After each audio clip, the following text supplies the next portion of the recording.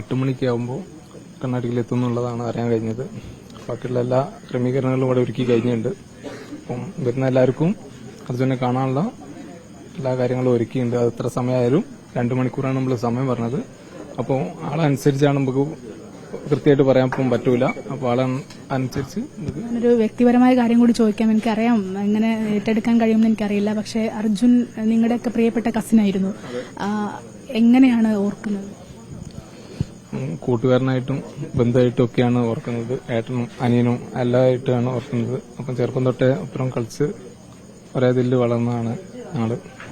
അതിന്റെ ഒരു ഇതായതുകൊണ്ട് എന്റെ ജ്യേഷ്ഠന്റെ മകളാണ് അർജുന്റെ അമ്മ. കുടുംബത്തിനൊക്കെ വളരെ വേണ്ടപ്പെട്ട. സംശയം എന്താ? കുടുംബത്തിനും നാടിനും ഒക്കെ വേണ്ടപ്പെട്ടവനാണ്, പ്രിയപ്പെട്ടവനാണ്, കുട്ടനാണ്. അർജുന്റെ പേരാണെങ്കിലും നാട്ടുകാർക്കൊക്കെ കുട്ടനാണ്. അവൻ വീടിനെ ചേർത്ത് പിടിക്കുന്ന, വീട്ടുകാരോട് വളരെയധികം സ്നേഹം കാണിക്കുന്ന ഒരു നല്ല ചെറുപ്പക്കാരൻ. ഗൃഹനാഥനായി തന്നെ നിന്നതായിരുന്നു. തീർച്ചയായിട്ടും. അർജുനെ എങ്ങനെയാണ് ഓർക്കാൻ കഴിയുന്നത്? അർജുന നല്ല അധ്വാനശാലിയായിരുന്നു. പിന്നെ ചെറുപ്പം മുതൽക്ക് പിന്നെ അച്ഛനെ സഹായിച്ചു. അച്ഛനൊരു ആക്സിഡന്റ് പറ്റിയതിന് ശേഷം ഡിഗ്രി പഠനമൊക്കെ അവസാനിപ്പിച്ച് ജോലിക്ക് പോയി തുടങ്ങിയതാണ്. ഇപ്പൊ അവസാനം വരെ ജോലി ചെയ്തുകൊണ്ടാണ് അവസാനം വരെ ജോലി ചെയ്തുകൊണ്ട് നിൽക്കുന്നത്.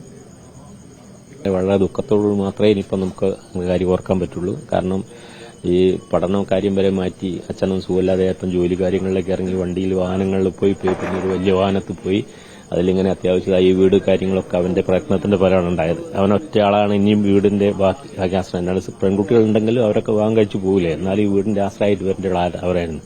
അവന്റെ ഈ വിയോഗം എന്ന് പറഞ്ഞാൽ നമുക്ക് താങ്ങാനാവാത്ത ഒന്ന് തന്നെയാണ്. നമുക്ക് വല്ലാത്തൊരു പ്രശ്നം തന്നെയാണ്. കുടുംബത്തിന് വേണ്ടി മാത്രമല്ല നാടിനും അർജുൻ വളരെ പ്രധാനപ്പെട്ട, വളരെ എല്ലാവരായിട്ടും വലിയ കമ്പനിയും എല്ലാവരെയും വലിയ സൗഹൃദത്തിലൊക്കെ പോയിക്കൊണ്ടിരുന്ന ഒരാളാണ്. വളരെ പ്രിയപ്പെട്ടവനായിരുന്നു എല്ലാവർക്കും. ആരോടും ഒരു മറിച്ചൊരു വാക്കോ ഒന്നും പറയാതെ അച്ഛനും അമ്മയും എല്ലാവരായിട്ടും സുഹൃത്തുക്കളെ പോലെ ജീവിച്ചു പോകുന്ന ഒരു ഏരിയയിലാണ് ഈ സംഭവം ഉണ്ടായത്. അല്ലാതെ നമുക്ക് താങ്ങാനാവാത്ത ഒരു സംഭവം തന്നെയാണ്. ഇപ്പുറം തിരുവരങ്ങാടി എന്ന സ്ഥലമാണ് ഇവിടെ വരാനുള്ളൊരു സാഹചര്യം. കാരണം എന്ന് പറഞ്ഞാൽ ഇപ്പൊ ഈ അർജുന്റെ ഈ വാട്സപ്പ് കൂടെ കണ്ടുള്ള പരിചയമുള്ളൂ. നമ്മൾ വേറൊരു ബന്ധമില്ല. അന്നുള്ള ആ ബന്ധം, ഈ 2 മാസമുള്ള ബന്ധം നമ്മളെ മനസ്സിൽ നിന്ന് ഇതുവരെ വിട്ടുപോയിട്ടില്ല. എന്റെ വീട്ടുകാരായാലും എന്റെ കമ്പനിക്കാരായാലും ആരായാലും എപ്പോഴുള്ള ഒരു മനസ്സിലുള്ളൊരു സങ്കടമാണ്. DRF എന്നൊക്കെ പറയുന്നത് ദുരന്തമുഖത്ത് എപ്പോഴും ഉണ്ടാവുന്ന, അധികം ഇങ്ങനെ പോലുണ്ട്. ഒരുപാട് സ്ഥലത്ത് ഇങ്ങനെ എപ്പോഴെത്തി ഇവിടെ ഇപ്പോൾ എത്തിയിട്ടുള്ളൂ. ഞങ്ങൾ 12 മണിക്ക് അവിടുന്ന് പോകുന്നതാണ്.